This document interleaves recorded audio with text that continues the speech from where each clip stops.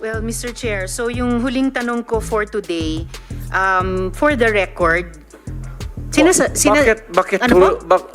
tinawag sa Mr. inyo Chair. ako dito tapos yan lang ang huli ninyong tanong? May mga colleagues pa yata tayo, Mr. Chair, na magtatanong sa dating presidente. So, for the record, sinasabi nyo ba na ang mga drug users at drug criminals ay dinideserve nilang mamatay na lang kaysa pumunta sa jail?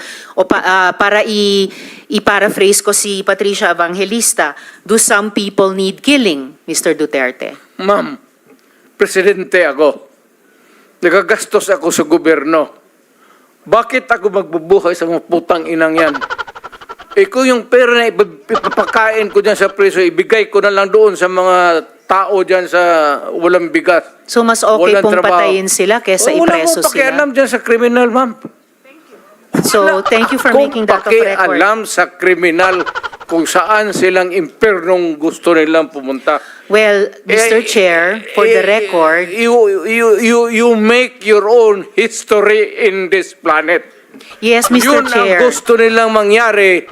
Doon sila sa impyerno at doon tayo magkita. Well, Mr. Chair, wala namang jurisdiction ng Senado sa impyerno. Dito lang sa bansa natin pwede tayong mag-investigate. Ba't doon tayo pupunta? Well, wala po akong ambisyon pumuntang impyerno pa. Pero Mr. Chair, ang hirain punto kita, lang ma'am. nito, ang punto lang nito ay nung magsisimula ang anumang police operations, drug-related police operations, supposed to be at sinabi ng mga resource persons, merong pong manual of operations, merong continuum of force sa pag-enforce implement ng police anti-drug operation. So, ang premise is, yun na nga, arrest muna at build the case.